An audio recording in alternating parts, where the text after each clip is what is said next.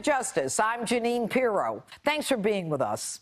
And thanks again for making Justice #1 last weekend and for keeping liars, leakers, and liberals on the New York Times bestsellers list for 3 months and counting. Have you gotten your copy yet? A very special show on tap for tonight. Counselor to the president, Kellyanne Conway, is here live. Katrina Pearson from the Trump re-election campaign. And later, the host of Tucker Carlson Tonight, Tucker Carlson himself. Also on deck, an exclusive tour of Liberty University with the president of the groundbreaking college, Jerry Falwell Jr., a tour you won't want to miss. But first, my opening statement. The military needs to be deployed to our southern border immediately to stop the caravan of thousands of illegals pouring into our nation. Right now is a very dangerous time for Americans. Border control is essential to your safety and the safety of your family. The military, the National Guard, ICE, Border Patrol, and DHS needs to block this caravan from entering our nation. Now, I'm not saying they're all criminals. What I am asking is, who are they? What I am saying is, I want to vet them, screen them. I want to find out who among them is a criminal, who among them is a gang member, like the notorious MS-13 gang members who arrogantly rode into our United States by invitation during the Obama years and are now in New York and elsewhere brutally and savagely murdering innocent American citizens.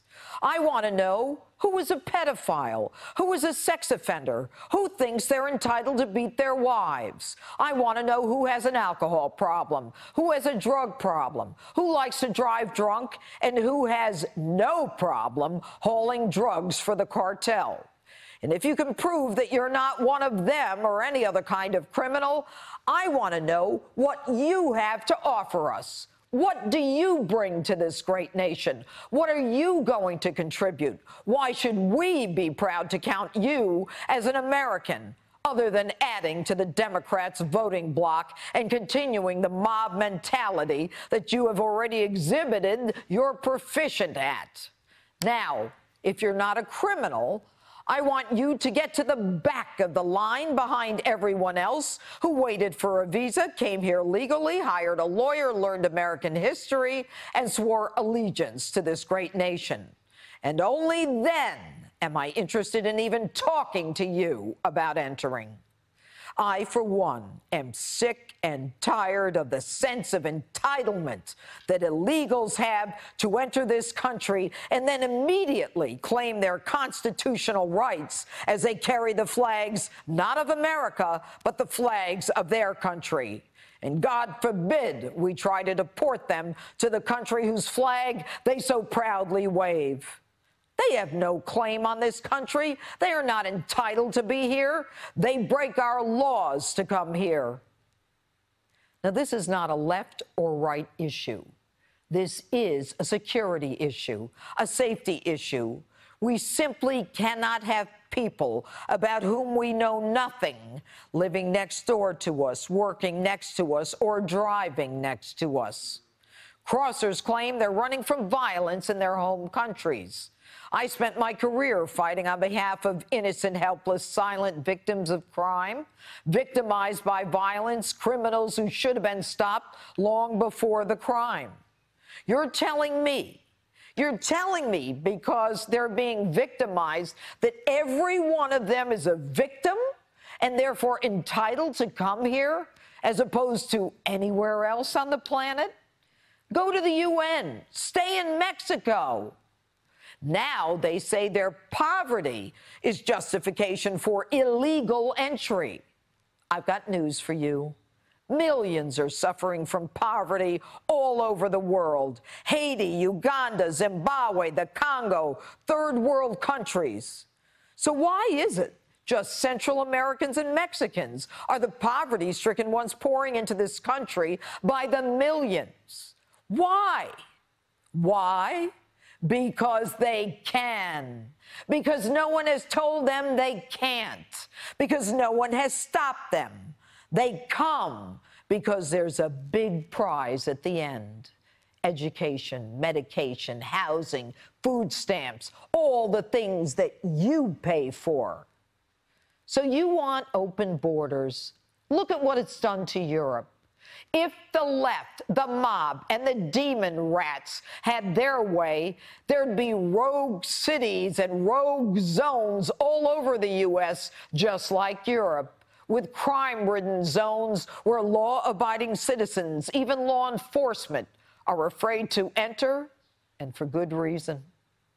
The left, then, the Democrats in this country add an additional layer of protection so illegal criminals cannot be arrested in sanctuary cities and states where American citizens are thus put at risk. These people don't want a border wall. Have you ever asked yourself why? Do you really think they have a philosophical or an ideological objection to the concept of a wall or protection? Of course not. All these bozos are protected by doors and fences and security, yet they want our borders open. They want illegals to cross as a mob and act as a mob and unite around a state they have no right to be in and register and vote Democrat. Many bring the poison, drugs that take the lives of hundreds of thousands of Americans. A primer. 90% of heroin used in this country comes through the southern border. And Mexico thumbs its nose at us and says, your people asked for it. I got an idea. It's time to play hardball. The foreign aid to those countries, Guatemala, Honduras, and El Salvador, some $464 million in foreign aid from us, end it. Congress needs to stop the flow of our money to them. And if they need it so badly, use it to take care of the poverty and the victimization in their country. And I am sick and tired of people telling us to have a heart. We have a heart. We are the most generous country in the world. In 1986, Ronald Reagan gave all illegals amnesty. But amnesty does nothing but create an incentive for additional crossings by illegals. And so, here we are again. And for all of you who want to trash President Trump, I've got even more news for you. Presidents Bush and Obama sent the military to the border to the tune of $1.3 billion. And it's time to do it again. So let me be clear. When you cross the border into these United States illegally, expect to be arrested. You do not have the right to come here. We did not invite you here. You cannot stay here. And on your way out, you can tell the Democrats, George Soros, and the angry mob that's coming here, you either come the right way like everyone else or be ready to face the military and a one-way ticket back to where you came from. And that's my open. Don't forget, my book, Liars, Leakers, and Liberals, The Case Against the Anti-Trump Conspiracy, has been on the New York Times bestsellers list for 3 months and counting. And believe it, it's got to be killing them at the New York Times. And President Trump tackled the issue of immigration and the caravan in Guatemala while taking on the Democrats at a raucous rally in Nevada today. Take a look. The Democrat Party, and it's openly inviting millions of illegal aliens to break our laws, violate our borders, and overwhelm our nation. The Democrats want caravans. They like the caravans. A lot of people say, I wonder who started that caravan. And I want to thank Mexico. Mexico has been so incredible. Thank you, Mexico, and the leaders of Mexico. Thank you. And you know why? Because now Mexico respects the leadership of the United States. They haven't done this. They now respect our leadership. Thank you, Mexico. Great. We appreciate it. We do. But what they want is, and by the way, the wall, the people scream. So we started the wall. It's moving along. I want to build it rapidly. I can do it in a year. We did 1.6 billion, 1.6 billion. We have another 1.6. Sounds like a lot of money. When you're going for almost 1,000 miles, it's not that much, but the wall is moving. I want to do it in 1 year. I want him to approve the wall. And joining me now with more on this developing story and some other topics making news, Counselor to President Kellyanne Conway. Kellyanne, thanks for being here today. You know, it's interesting. The president just then suggested that, you know, there might be more behind this and this sudden caravan right before the midterms. I must tell you, it seems to have happened all of a sudden. I mean, I haven't heard about a caravan since Obama invited them in 2014 and 15. What do you think is the genesis of this sudden movement toward the U.S. border? Well, Judge, whatever the genesis, it's so great that the cameras and the Klieg lights are on, because I'm always a fan of just showing America what is really happening. Not just what's being curated through some of the reports and cherry-picked through some of the reports, but just shine a light, bring the cameras. And now people can see what it really means. Before, they saw what they called the kids in cages, which of course turned out many of them to be President Obama's kids in cages. But let them see what's actually happening, and let them juxtapose that with a president who is saying, in light of the modernized revolutionary trade deal, the USMCA, Mexican-Canadian-American trade deal, that we have better relationships with Mexico now. They respect this president and commander-in-chief, and they are helping now. Yeah, Kellyanne, if they respect this president and commander-in-chief, and I believe you and I believe the president, I should be comfortable believing that Mexico is going to stop them before they come through the United States. Well, they ought to do that, because I'll tell you, if you look statistically, Jeanine, and I want everyone to know that until very recently, the predominant person coming over the border was a single male, one male person coming in from Mexico. Now, 45% or so are family units are coming in, unaccompanied minors or people who say they're a family coming in from Central America. This is a problem because we are encouraging people to smuggle children over and pretend they are a family unit. There's no way for folks to know instantly at the border. And by the way, and I talked to a number of cabinet secretaries and other senior officials this week. Don't forget, our brave men and women at the border are doing the best that they can. And they risk their lives every single day to be there and ask legitimate questions. If you want to come through one of the 26 ports of entry, if you want to stand in line and immigrate into the world's most generous country to immigrants, you can do that. We're talking about the sexual assaults are up now. The child smuggling is up. The drug smuggling is up. All of this because we don't have, we're a sovereign nation without physical borders, and this president ran Kellyanne, and won on exactly that issue. I want to talk about the statistics as it relates to the heroin crossing the border, how our southern borders are used by the cartel as a point of entry, that poison that is killing hundreds of thousands of Americans, 1,000 a week minimum. That's right. There's no doubt. This president has had as a major focus stopping the drug supply and drug demand crisis that is rolling this nation. 72,000 Americans dead last year. 90% or so of all heroin in this country comes through the southern border. Obviously, the cocaine comes through the southern border. And now, increasingly, the fentanyl that is manufactured in the labs in China, we are told, is also coming through the southern border because everybody knows it's an easy way to get in.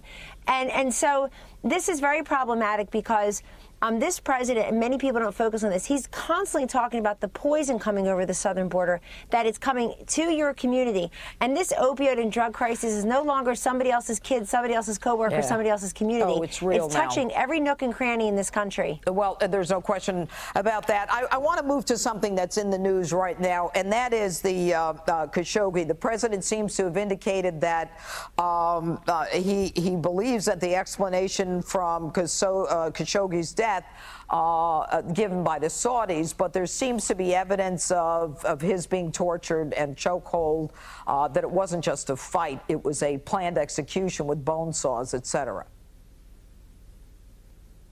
I have no information to verify any of that. I'm going to stand by the comments that the Secretary of State, Mike Pompeo, the President, have made, that these investigations are ongoing. The President has made clear that there seems no other explanation other than that the gentleman is dead. And I can't get ahead of the completion of any other investigation. It's very disappointing to see a major network run a completely false report that our own Secretary of State, Mike Pompeo, and our president said was completely false and fantastical, that somehow the Secretary of State heard an audio tape and or read a transcript from said audio tape. They went with a false report, and it's that kind of reporting that really hurts investigations and the conclusion of information, but I'm not going to get ahead of that. Okay, all right, and it's that kind of false reporting that Americans believe is going on, which is why they elected the outsider president. Kellyanne Well, I think Conway. it's why, look, that's right, and that's also why the media has a 20% approval rating. And look, the president has said, if in fact this happened, then there could be severe consequences. The vice president reiterated Kellyanne Conway, that. thanks so much for being with us tonight. Thanks, Jeanine. All right. Katrina Pearson making a surprise appearance on Justice to take on Chris Hahn. That's ahead, and you don't want to miss it. And next, she's back. Hillary Clinton's name comes up in federal court as new details emerge in her myriad of scandals dating back to her time as Secretary of State. Here to talk about that, as well as whether the Mueller investigation may be mercifully brought to an end, is Tom Fitton from Judicial Watch. Justice rolls on in a moment.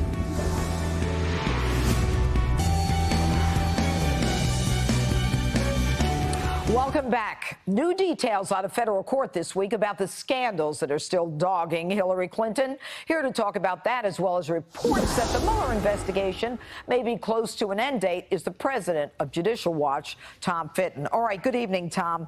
You know, it's very interesting to read about this federal judge. His name is Royce Lamberth, and he was pretty outraged that not just how they granted immunity to the Hillary people in that email investigation, but for providing false statements on the Clinton email case. Now, 2 years ago, I said all of these State Department lawyers should be brought up on contempt or fraud before the court. What do you think should happen? Well, at least they should be required to ask more questions, and they should stop obstructing our requests for information. You know, the federal court judge already granted us discovery because he had been gamed. He thought there was bad faith in the way, obviously, the State Department had behaved in a Freedom of Information Act lawsuit about Benghazi, no less. Right. And, of course, they were hiding their Clinton emails from us. They didn't tell the court or Judicial Watch forthrightly about what was going on. And that's why the court came in not too long ago and said, look, I had false statements given to me. I don't know about these false affidavits that were given to me. I'm interested to know what the Justice Department knew, what and when. Okay. And I'm surprised that Cheryl Mills, Hillary Clinton's top aide, was given immunity when I found that she had committed perjury, and I couldn't believe her, in another case about emails that Judicial Watch had pursued. Okay, and so the State Department's fighting. The State Department is fighting us on this, which is most troubling. Well, yeah, and the State Department, as well as the Department of Justice, said at the beginning of the Trump administration that Hillary Clinton was a private citizen, and therefore her record shouldn't be available to the public as freedom of information. I mean, the deep state is so deep, I don't even know where it stops or starts.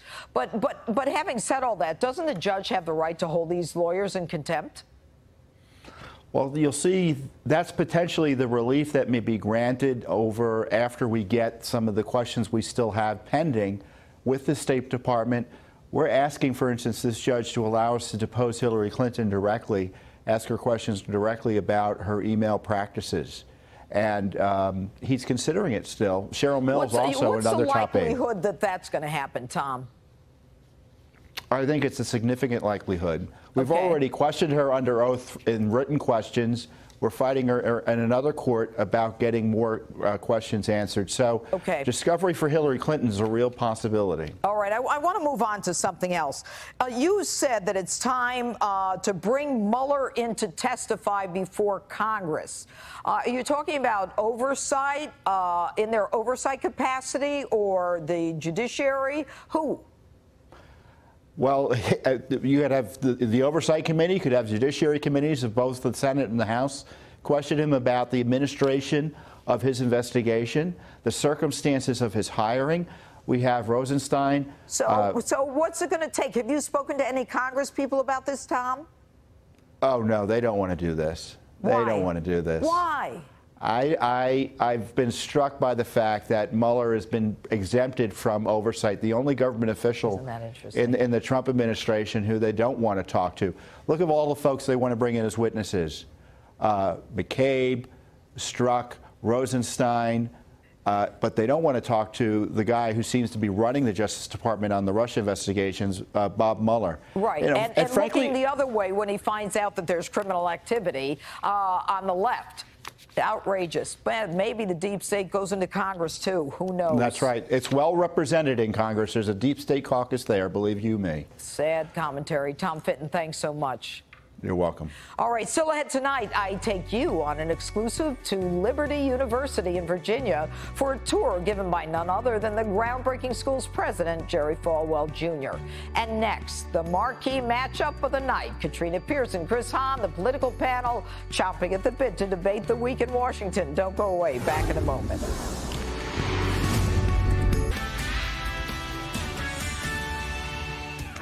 Live from America's News headquarters, I'm Anita Vogel. A police officer shot and killed in Georgia today, and the suspects are still at large. Officer Anton Toney of the Gwinnett County Police Department was shot around 3 p.m. He was responding to reports of a suspicious vehicle at a middle school near Snellville, Georgia. Toney, a 2-year veteran of the force, later died at the hospital. Witnesses say as many as 4 suspects fled the scene. And with no winner in last night's Mega Millions lottery drawing, the jackpot grows to a record-breaking $1.6 billion. This is the largest jackpot in history, just barely edging out the previous record set in January of 2016. The massive jackpot bringing many first-time players to the lottery. The odds of winning are about 1 in 302 million. I'm Anita Vogel. Now let's take you back to Justice with Judge Jeanine.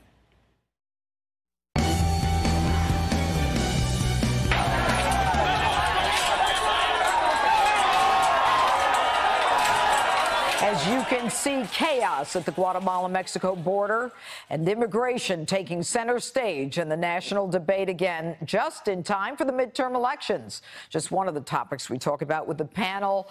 Syndicated radio show host Chris Hahn making a special appearance on Justice Tonight. Senior advisor to Trump 2020 re-election, Katrina Pearson. All right, guys, you are familiar with the mob of illegal immigrants, illegal aliens, pushing through from Guatemala to Mexico against police and enforcement. And what we saw in those few seconds were virtually all men. Tell me, Chris, why these people should be allowed to enter in a mob of thousands into the United States. Look, I am for controlled borders, as are most people on the left in this country. I think that the president had an opportunity last year when Schumer and Pelosi offered him DACA for the wall, and then he was talked out of it by McConnell and Ryan because they wanted this exact issue for this exact moment. They are more concerned about the election than solving the actual problem. So they would have gotten more border security. They would have gotten the wall. Chris, your answer to these illegals crossing and violently crossing, resisting law enforcement, all men, is because they're concerned about the Trump, Schumer, Mitch McConnell fight? No. I'm saying that the reason why, of course not, unless they are seeking asylum legitimately or there's a reason for them to be here and everybody agrees with that. They need to come here legally, and there needs to be a process. And there was goodwill by both the president, Leader Pelosi, and Leader Schumer, but Mitch McConnell and Paul Ryan blocked it. I don't want to talk politics tonight, Chris. I want to talk about this mob. Okay. Go ahead, Katrina. Look, Judge, it was President Trump who nearly doubled the recipients he was willing to accept over Obama, but that's neither here nor there. And this really isn't just any mob. This is a column on the march, carrying their own flag. This is an invasion. And I have to applaud the Mexican government for at least appearing to want to help with this situation, but let's not pretend this is organic. We're talking about men, thousands of men, only scattered with women and children for protection, who are actually marching across the border. This is another leftist-funded operation, fully flagged with several of innocent victims, photo-ready outrage designed to pull on the heartstrings of Americans, complete emotional attachment, only to distract from the rational analysis behind this. This is no more organic than Dr. Ford coming out in the 25th hour to try and have the left capitalize on getting rid of due process in this country. This is a $35 million project. Katrina, if you want to talk about, if you want to go down the conspiracy theory hole about this, there is no way that Democrats in this country would have organized this at this point in the midterm election. This is perfectly pitched for the Republican base right now. This is exactly what you needed at this time to energize your base. So you're going to tell me, Chris, that people who are Katrina's suggesting that this is some conspiracy. I want to know what you know about the conspiracy, Katrina. It costs $7,000 per head to bring these people. $7,000 per head to have these traffickers move these people throughout the southern hemisphere. Yeah. That is $35 million. How can impoverished people do this? You're talking about a conspiracy from basically what you said was Democrats organized this in Guatemala. Somebody organized it, Chris. Not just American Democrats, leftists. All right, let me ask you this, Chris. Should they be stopped by the military at the border and turned around, and that whole mob, and unfortunately the mob thing seems to be a favorite of the left. Shouldn't they be turned around immediately? I don't even look at them. They're all men. All men. They just decide at some point they want to come to the United States all of a sudden, as opposed to last month, the month before, the month before. I think all Americans believe in a secure border, and I think there needs to be order at that border. And I think that the president was offered order at the border by Democrats, and he rejected it because the Republicans wanted this issue at this time. He offered 1.8 million Dreamers citizenship. Well, I believe in order at the border, and I will tell you, there has been less order at the border under this president than there was before. All Americans clearly are not in support of secure borders because we have a Democrat Party in the United States that supports sanctuary cities. You can't have a secure border and sanctuary cities. That's kind of not how it works, Chris. We have to resolve the issue. Nancy Pelosi and Chuck Schumer had the perfect opportunity to resolve it, and they refused. What there is people. What there is different times when people ask for documentation. What Katrina would have you do is for police to walk up to people they suspect as being illegal and say, papers, please. Papers, please. That's what you want, Katrina. You're not going to come here and spin lies. There are sanctuary cities, counties, and states in this country where illegal criminals are provided more protection than American citizens. And don't you come on this show and say that that's not the case. That's it. Goodbye. Look, any American that runs into the law is asked for identification. These people, not so much. That is sanctuary, Chris. Thanks, guys. Thank you. Bye. Jerry Falwell Jr. and Tucker Carlson still on deck. Don't miss it. You know him as the host of Tucker Carlson Tonight. And this week, I sat down with Tucker to talk about his new book, my mother's favorite, Ship of Fools. Take a look. All right, Tucker Carlson, congratulations on the book. I would buy it, if only for the cover. You have Republicans and Democrats and possibly lunatics. Some people who should be in jail who aren't in jail. Some people who are headed for jail. Let me ask you this. Do you expect any of these people in the Ship of Fools to ever come on your show? Were you to ask them? Well, one of them has already refused, but no, I don't. And actually, I know a lot of those people. I know almost all of them, having been in D.C. my whole life. Yeah. And it's not a personal attack. I mean, it's pretty easy to attack people. No, you call them fools, of course. It's a personal attack. Well, I'm attacking their decisions, and I'm attacking more than that. Yeah, well, then you should put their decisions, not their face. No, but that's, look, the whole interior of the book, between the cover and the back cover, is an explanation that it's not. Look, I know it's very fashionable to attack people's behavior in high school now, but I actually don't believe in that. I think you should assess people's adult decisions. Why? Are you covering up for what you did in high school? Yes, I am. Okay. I am. Not that I remember any of it. I have no calendar. But let me just say, it's not that people make mistakes. I've made a million. I worked at MSNBC, okay, so I've made mistakes. The question is, do you admit it and do you learn from it? And what I'm so struck by, the reason Trump got elected is because the people who made a series of terrible decisions about our economy, our foreign policy, our culture, never admitted it and never learned. Okay, but I agree with you. Donald Trump is the president because Barack Obama was the guy before him. Exactly. And people fed up. They said no more of this. But what I want to talk about is you say that we're headed toward, or at least at the brink of a revolution. Yes. I agree with you. I think we're at the point where the liberals are proud and they consider it a badge of honor when they obstruct, when they get in our faces, when they harass and, you know, just harass us. I completely agree. But what's driving all of this volatility? It's not, everyone wants to make everything a race question. Oh, it's this tribe against this tribe. I don't believe that.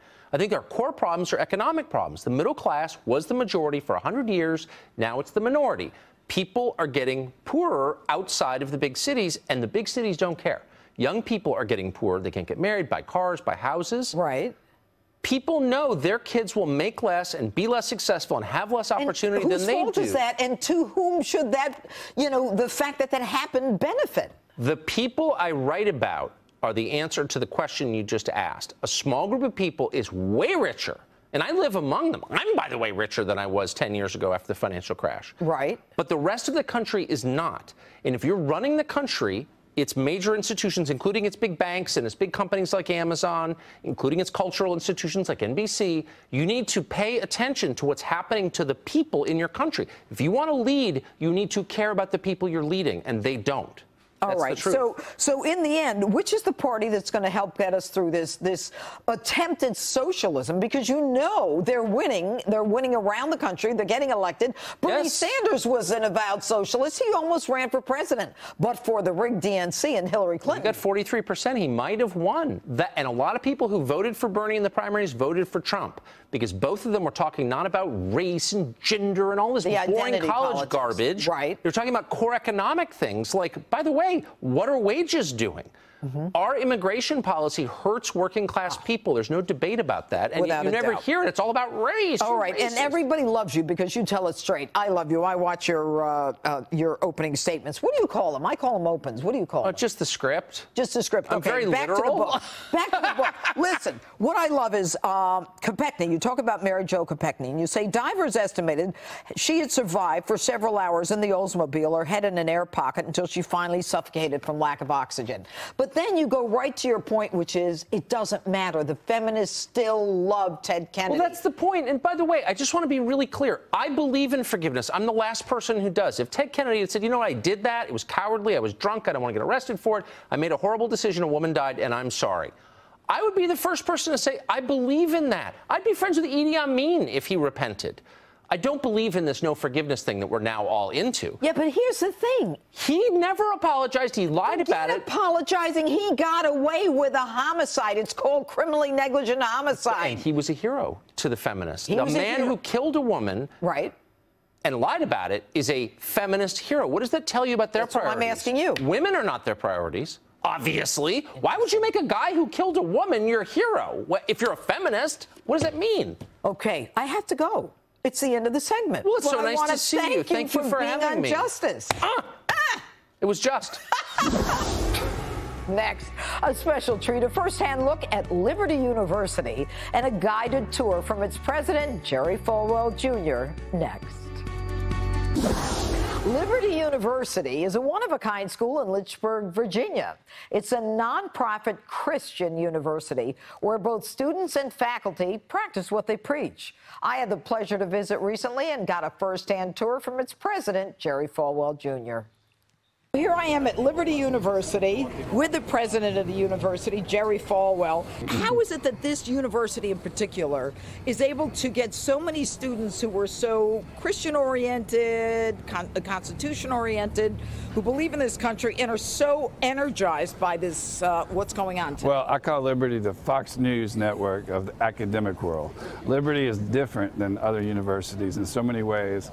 The Chronicle of Higher Education did a cover story a few years ago that said that the success of Liberty University is rooted in the fact that Liberty doesn't try to be like every other university. We try to emphasize academic freedom, freedom of expression. We try to keep education affordable and accessible. Let's walk a little bit. Yep, What is this right here, this tower that's in front of us? The tower is the School of Divinity. It's 275 feet high, which is nearly 28 stories. There's a classroom on every floor. Under the lawn right there. Under the lawn. There's 3 basketball courts where the basketball team practices. Those are the newer dorms up there on the hill. A lot of new construction going on still. Let's talk about the young kids here, the students here, Yep. they are so different from their, cohorts in universities. Visitors to campus are always telling me how they go out of their way to ask them if they need directions. They drop something, the students will pick it up for them. A lot of universities, you walk on campus and the students won't make eye contact with an adult. Right. What is the role? Let's get a little more political. I mean, with the midterms coming up, what's the role of the evangelical Christian? Having seen everything that we saw with the Kavanaugh hearings, and what role do they play, and can they turn elections in this country? Well, when President Trump said to African Americans, "What the hell do you have to lose?" we took that as he was talking to evangelicals as well, because establishment Republicans have betrayed us for decades. And so a lot of us voted for Trump because what do we have to lose? Do you think, though, that after the Kavanaugh hearings and the sharp divide in this country, that's going to bring out the evangelicals? Absolutely. I think they're angry about how he was treated. And I've heard that from a lot just the last couple of days. And I think that anger is going to backfire on the Democrats. So this is Virginia Rose, and she's going to come to She's my Liberty? only grandbaby. She's 7 months old. Got one more on the way, but this is the only one we have so far. And she'll be a student here? It'll be up to her, but...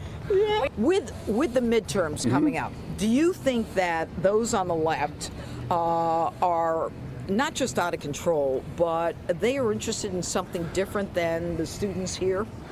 I just think the country's never been more polarized. I remember when I was in law school in the 80s, I would travel with my father when he spoke at different mainstream universities, liberal schools. They would boo and hiss because he was a conservative, but they weren't like they are now. Now in those days, liberals would say, "I may not agree with you, but I'll fight for your right to say it." Now they don't want you to say it. They become fascists instead of liberals, in my opinion. So what has happened to the country? I think it's years and years of education in the public schools that are controlled by the teachers' unions, and then higher education that is just all the professors believe a certain way. I forget how many, 98% supported Obama at the Ivy League schools. And they've just been indoctrinated, young people. And what can Liberty do to change that? That's why we exist.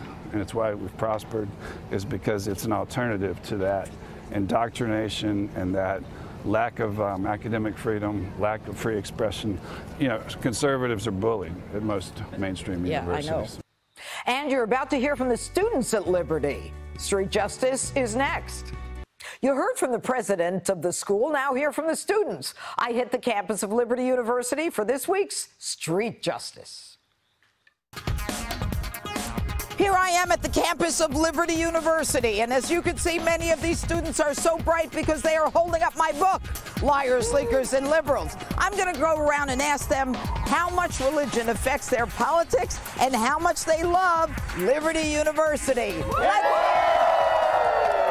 So, what a shock. Here I am on Liberty. I just found someone who has my book. Okay, let's talk about politics and religion. Okay. Where does politics, how is politics affected by your religion?